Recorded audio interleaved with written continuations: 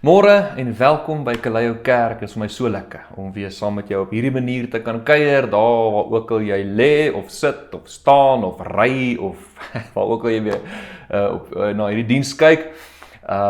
Ek weet vandag gaan vir jou so 'n blessing wees. Ek is so opgewonde met wat die Here mee besig is met ons gemeente en waartoe hy ons op pad het. En daarvoor is ek dankbaar dat die Here ons konstant begelei, vir ons rigting gee. Hy los ons nie net homself, soos afkophoenders rondom te hardloop nie. Nee, hy is baie intentioneel oor elke liewe fase van jou lewe, waar hy wil hê jy moet energie op spandeer, waar hy nie op energie moet spandeer nie. En ek loof die Here daarvoor dat hy 'n goeie Vader is wat dit doen. Ek het baie om vir jou te sê vandag, so ons moet sommer inspring. So kom ons bid saam. Here, dankie vir elke persoon wat tyd uitsit om te investeer in hulle geloofslewe. Here, om te hoor waar U ons wil begelei en waar U wil hê ons op moet fokus. Here, mag hulle U liefde, mag ons U liefde so intiem beleef vandag. Here, maak ons gedagtes en ons hart oop, Heilige Gees, vir dit wat ons nodig het om te hoor. Ons bid dit in Jesus se heilige naam. Here, ons is so lief vir Jesus. Net Jesus. Here, mag ons dit besef, dat U ons begelei deur U Seun, deur U Gees, en deur die evangelie. Ons bid dit in Jesus naam en almal sê amen. Ons kuier in Handelinge 4. As jy nou saam met ons is die afgelope tyd, is ons al van die begin van die jaar besig aan die brief van Handelinge.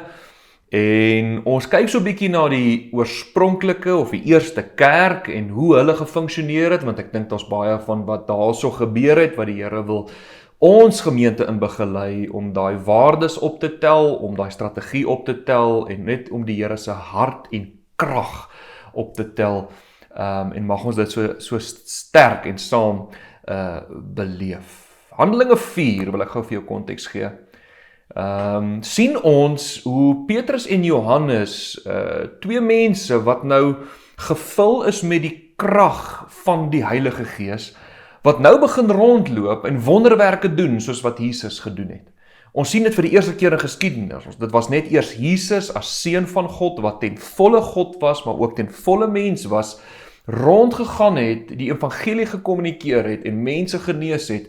Hy het gesterf aan 'n kruis, het opgestaan uit die dood, en nou vir wie ook al in hom glo, gee hy die reg, Johannes 1 vers 12, om kinders van God genoem te word, en die Heilige Gees kom woon binne hulle, maar word ook, nie net woon binne in hulle nie, maar kragtig deur hulle begin werk.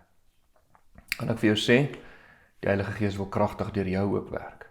Die Here kies nie net spesifieke mense deur wie hy wil werk nie, nee, deur jou, jy wat nou hierna kyk.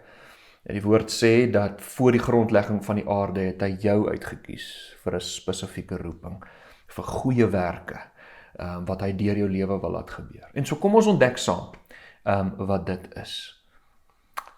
Handelinge 4 wil ek vir jou lees van vers 23 af. En konteks wat hier gebeur, is dat Petrus en Johannes het nou by die tempelpoorte, of die poorte van die stad, het hulle nou 'n man gesond gemaak, wat verlam was. En hierdie man wat vir jare daar gelê en gebedel vir geld, en almal het hom geken, want hulle het verby hom gestap, en ewe skielik loop hierdie ou hier rond, en hy prys die Here, en mense so verbaas van hoe, hierdie is mos onmoontlik, hoe kan hierdie nou wees, hierdie ou, wat het hier gebeur, dis 'n wonderwerk, en baie mense het tot geloof gekom, toe hulle sien dat Petrus en Johannes hom gesond gemaak het, en die evangelie aan hulle gekommunikeer het. Wat 'n amazing moment. Maar daar was ook mense wat nie so gelukkig was nie. Die priesterhoofde en die familiehoofde van daai Joodse nasie in daai konteks was baie verbaas. En omdat hulle geloof en hulle manier nie die effek gehad het op hierdie man, hy het nie gesond geword nie, hulle gooi sommer vir Petrus en Johannes in die tronk.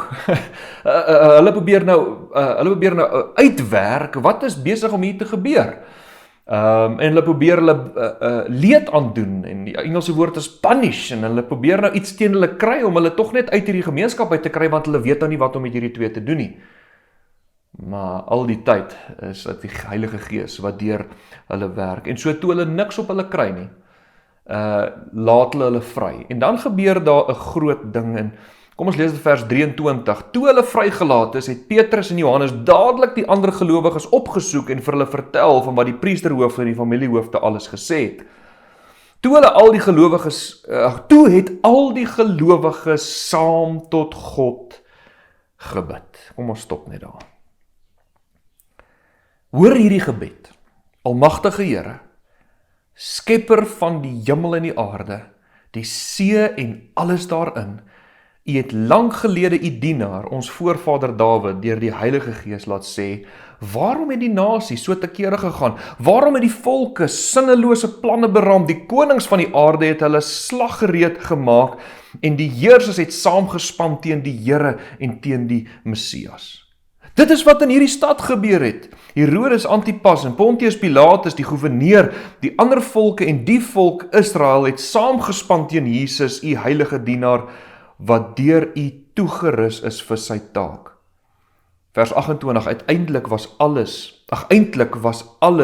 wat hulle gedoen het volgens U beskikking en besluit. En nou, Here, hoor hoe dreig hulle ons.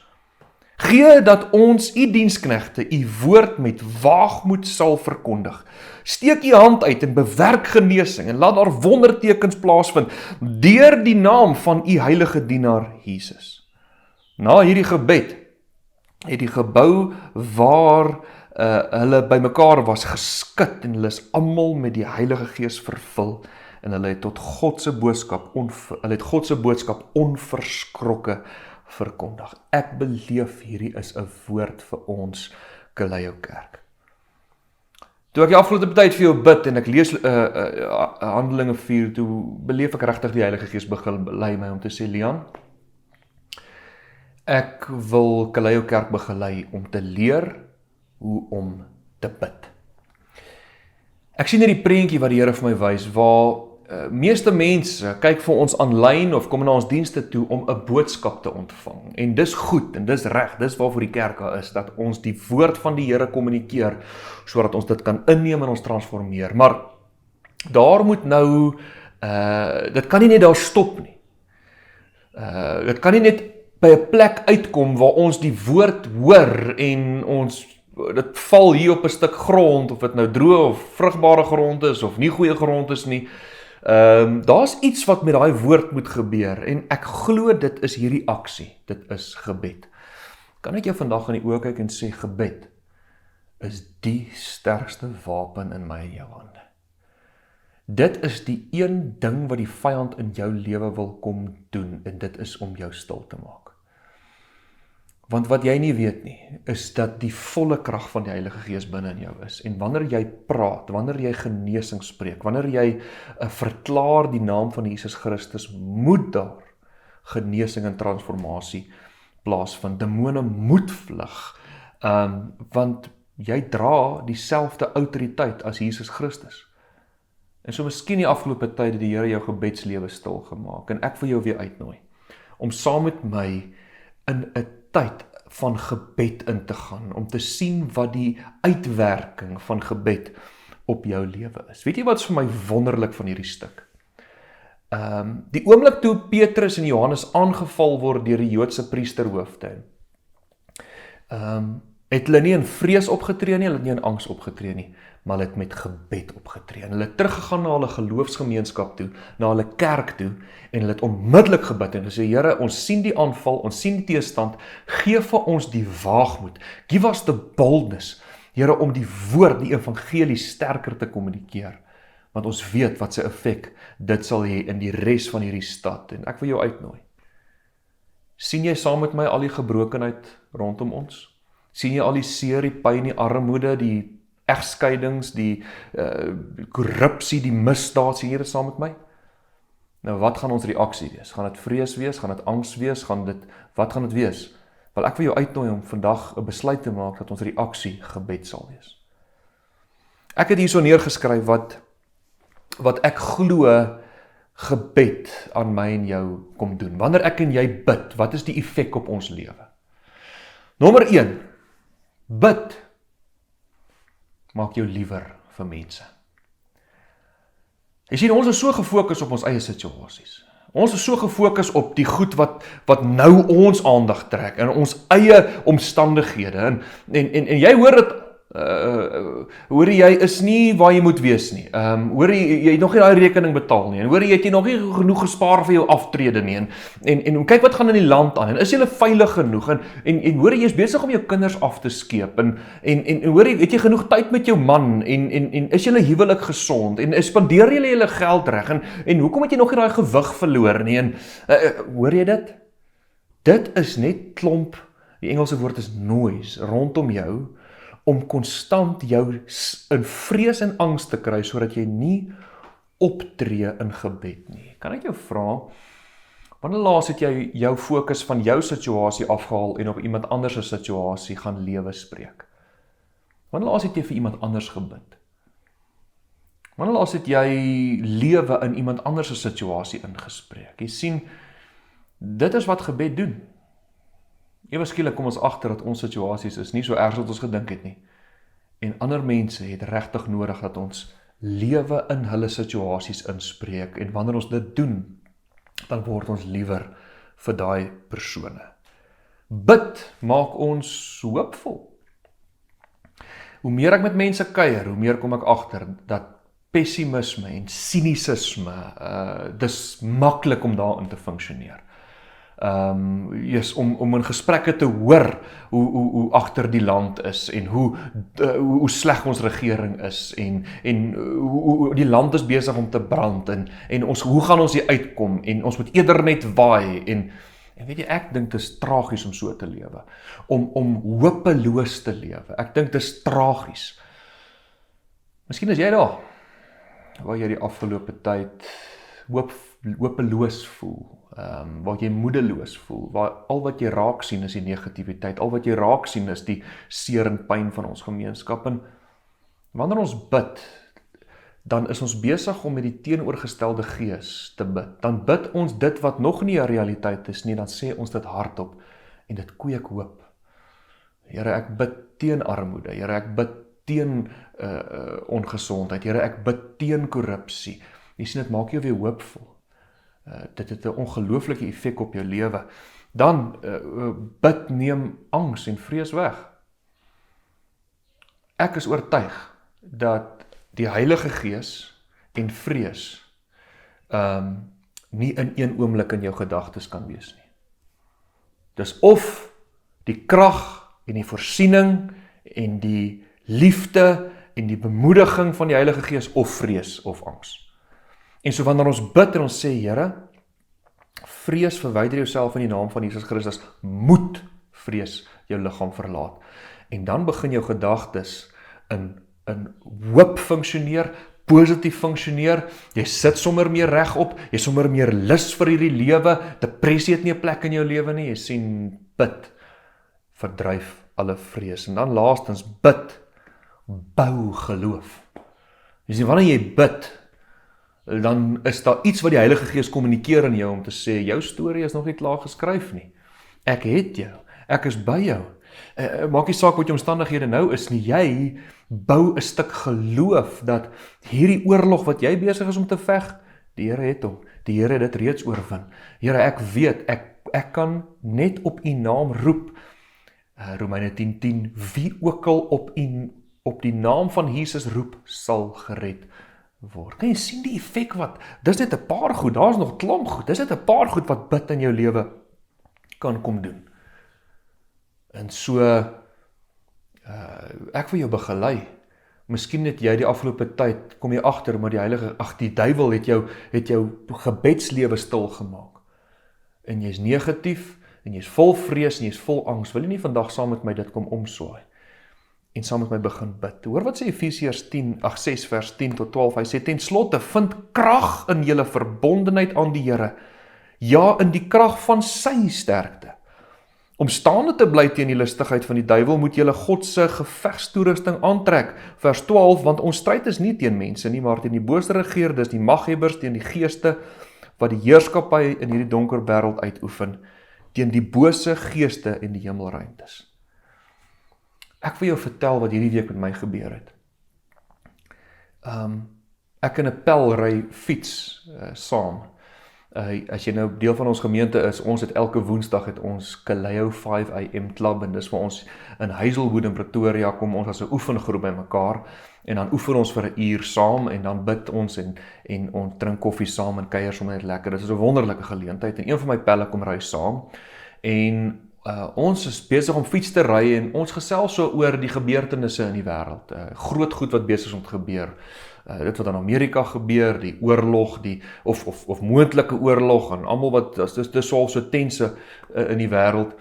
En ons gesels ook oor hierdie hele situasie met die, wat nou uitgekom het, die Epstein files, en al daai siekheid wat saam met dit gaan, en dis tragiese stories oor hoe vrouens en kinders mishandel is, en gebruik is, en ek is sommer net naar as ek daaraan dink. En ek sê vir hom, joh, partykeer voel ek so moedeloos. Voel vir my of hierdie ouens net doen wat hulle wil, en dit is vir my so tragies. Dit voel vir my hande afgekap is. Hoekom is daar niemand wat hierdie ouens kan aanspreek? En weet jy, hy stop my vir 'n oomblik en hy sê, Leon, ek wil jou herinner. Jy het 'n hele paar jaar terug, het jy een aand vir my en my maatskappy gebid. Jy het nie geweet wat aangaan nie, jy het nie geweet wat in my lewe aangaan nie, maar jy het vir ons gebid, en jy het lewe gespreek. En ek wil vir jou sê, dat die ripple effek, net van daai eenvoudige gebed, was daar al hoop in my hart opgestaan het. Die Here het ons kom seën. Ek het 'n ingenieursmaatskappy, wat toe die voorreg gekry het, om aan die Eskom turbines te werk, wat krag en elektrisiteit voorsien vir ons land. Ons kon dit regkry om van hulle te kon herstel en reg te laat funksioneer, en daarom het ons nie meer load shedding in ons land nie. Hoor jy, ek is weggeblaas. Ek sê, dit kan nie wees nie. Hy sê, ja. Jy sien, ons kan fokus op die boosheid, maar dis hoekom die Here sê, ek het 'n kerk gegee, ek het 'n liggaam gegee, wat wanneer hulle begin bid, is daar 'n ripple effek op ons wêreld. Kan ek jou uitnooi om saam met my te begin bid, om lewe te begin spreek, want jy weet nooit wat die ripple effek is van daai gebed nie, en dis wat ons nou prakties gaan doen. Ek wil hierdie diens land, om jou te begelei, om saam met my te bid, om autoriteit te vat oor situasies, en ons gaan vir 3 goed bid. Ek wil hê ons moet begin deur die Heilige Gees te vra, om vir die volgende minuut of 2, dat hy 'n persoon in ons gedagtes opbring, vir wie hy wil hê ons moet nou bid. Vra die Heilige Gees, daar waar jy is, Here, vir wie moet ek nou bid, en die naam wat nou in jou gedagtes opkom, ek wil vra, bid vir daai persoon. Bid vir daai persoon se gesondheid. Bid vir daai persoon se finansies. Bid vir daai persoon se omstandighede. Bid vir daai persoon se hart. Bid vir daai persoon se drome. Bid vir daai persoon se gesin. Wat ook die Heilige Gees jou in begelei om vir daai persoon te bid. Bid daarvoor. En dan wil ek jou vra, as jy braaf genoeg is na hierdie diens, om daai gebed vir daai persoon aan te stuur. Of jy het getik het, en of jy dit op 'n voice note stuur, maar kom ons vat die volgende minuut of 2, en dan raak ons net stil, en dan bid ons, ek vir jou nou kans gee, om vir daai persoon te bid.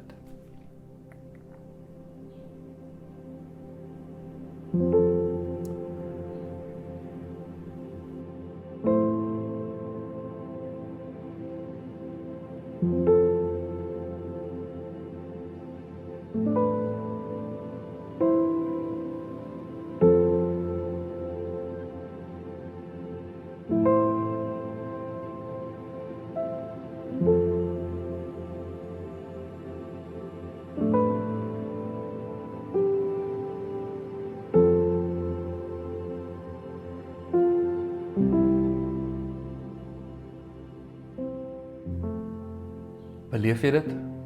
Hoe wonderlik dit is, wanneer jy van jou situasie afklim en jy fokus op iemand anders, die liefde wat opstaan vir daai persoon, die feit dat die Here deur gebed jou hart transformeer, die feit dat jy weet dat jou woorde dra krag en dat dit moet 'n manifestering in hulle lewe bring. Hoe wonderlik is dit?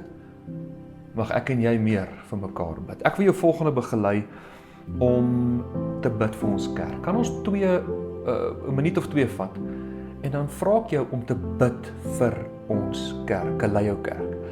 Daar's mense met baie seer, mense met geweldige verledes wat die Here na ons toe stuur.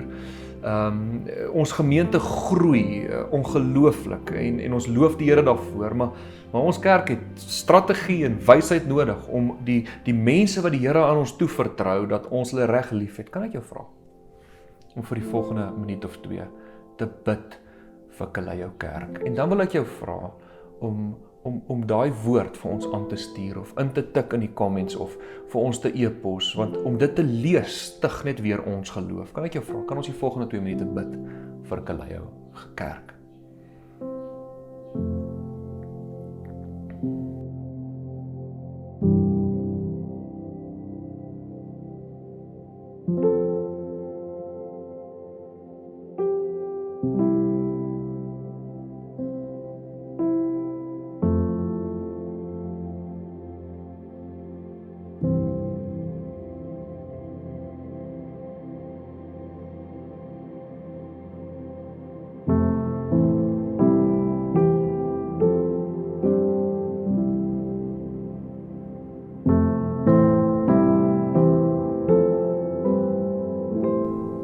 En dan wil ek hê ons moet land om te bid vir ons land.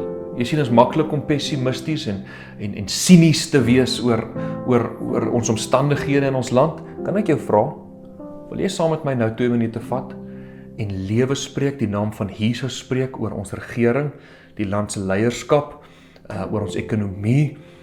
Jy sien, wanneer jy dit begin doen, moet dit in belyning kom, soos wat dit in die hemel is, so ook op die aarde. Ons bid dit. Kom ons bid vir ons land vir die volgende minuut of 2.